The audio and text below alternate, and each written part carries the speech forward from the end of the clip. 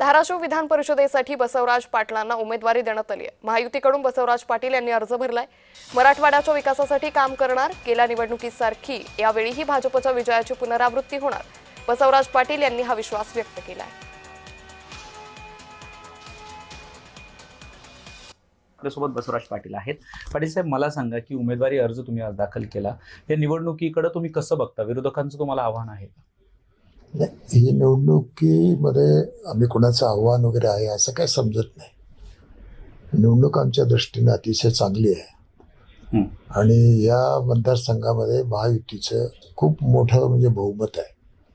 त्याच्यामुळं आम्हाला कुणाचं आमच्या समोरचे किंवा इतर पक्षाचं आम्हाला आव्हान आहे वगैरे असं आम्ही काहीच समजत नाही। मराठवाड्याच्या खऱ्या अर्थानं जर विकास आपल्याला करायचा असेल तर आपण बघता की आपण दुष्काळी भागात राहणारे लोक आहोत। आपल्या भागात पाण्याचा प्रश्न खूप मोठा आहे। उद्योगधंद्याचं सुद्धा अनेक अडचणी आहेत।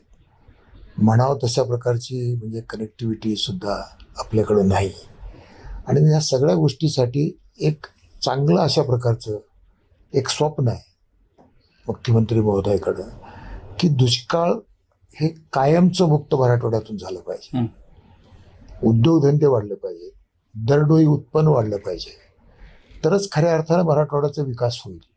या दृष्टीनं त्यांचं या ठिकाणी काम सुरू आहे, आपण पाहतोय आणि म्हणून पुढील भविष्यामध्ये या महायुतीच्या सरकारच्या माध्यमातून मराठवाड्याचा विकास झाल्याशिवाय राहणार नाही।